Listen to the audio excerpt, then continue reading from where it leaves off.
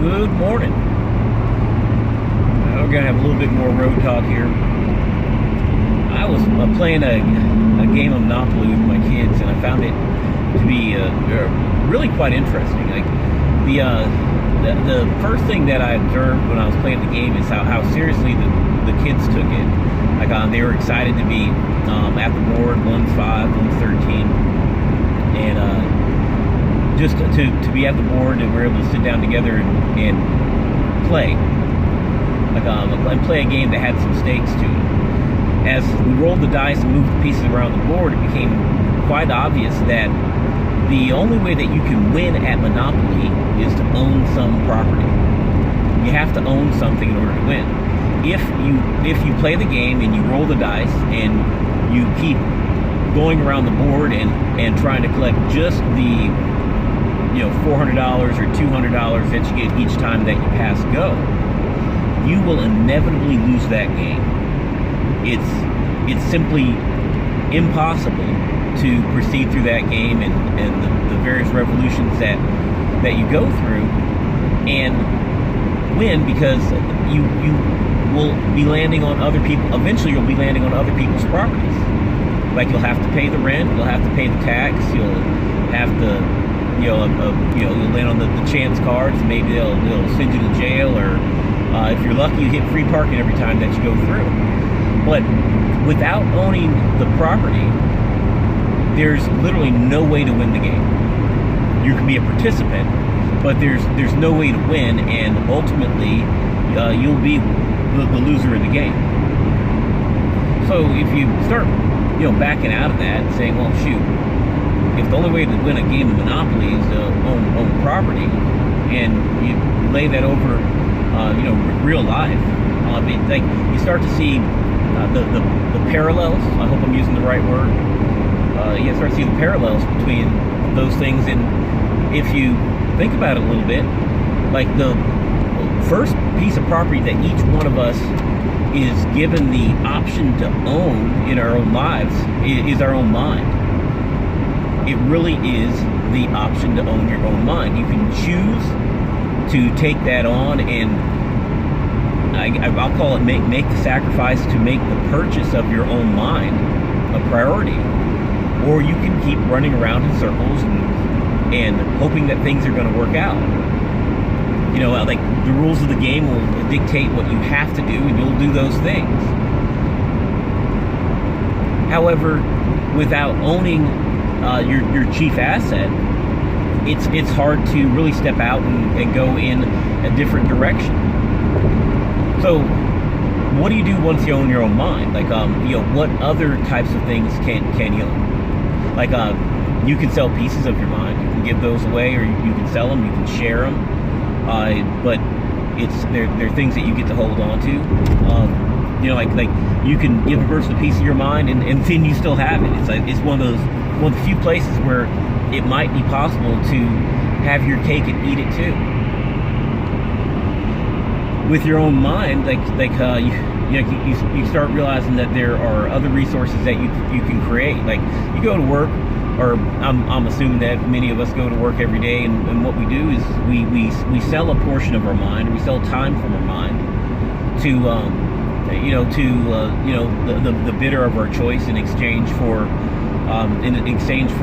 fair payment, fair service, fair payment. And we try to move through the world in a Ralph Waldo Emerson way, and operate within a world that does have compensation in it.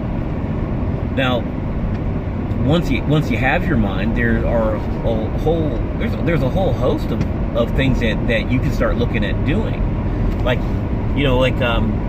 Once you have your mind, then there's the opportunity to be creative. There's the opportunity to add value to situations, and to look for opportunities that really allow you to contribute to the landscape of the people and the community that you live in. Now, what are the easiest types of properties that you can create to own? Like you can write short articles, or you can write blogs. Like those are things that just millions of people have done. Like they've started to just take things out of their mind and be able to put it out in this new media atmosphere that we have, that that quite simply didn't exist 30 or 40 years ago, where it was so simple to, or now it's so simple to come forward and try to throw your hat to the ring and be a contributor. Like, and people a lot of times they're concerned about, hey, I've never done this before, I'm intimidated by the process, I'm intimidated by I'm scared that people are going to judge me, and like and they develop a whole host of fears, and that you really have to take a look at and ask whether or not those fears, even if they are rational, whether or not the possession of those fears is helpful to the individual, or helpful to their inner circle, their second circle, which is going to be like spouse and family, and then helpful to their larger circle of influence, which expands out definitely to friends, and then it goes into your associates and your coworkers, your business partners. Like you really have to ask yourself if your fear is beneficial to anyone, and if it's not, it's important to accept the fact that most of what you want truly is on the other side of basic fear of things that are in some cases tangible, or things that are tied to your past experiences.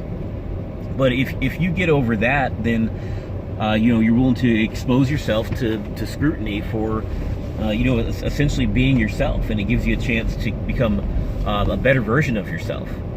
If you're going to start off on any given endeavor, the first couple times you do it, you're probably going to have some pretty poor results. Like if you go out there and you say, hey, I'm going to go and I'm going to sell, let's say I'm going to start selling clothes, for example. The first time, a couple times, like you run out to go meet with companies to try to sell them like your new brand of shirts. Now I'm just making this up as a case, but first time, a couple times you go out there to try to sell a company your new brands of shirts, you're probably going to walk out of there let down. If you have other expectations, you think that right off the bat you're going to start hitting home runs, then you're going to be let down, and you could in fact become discouraged.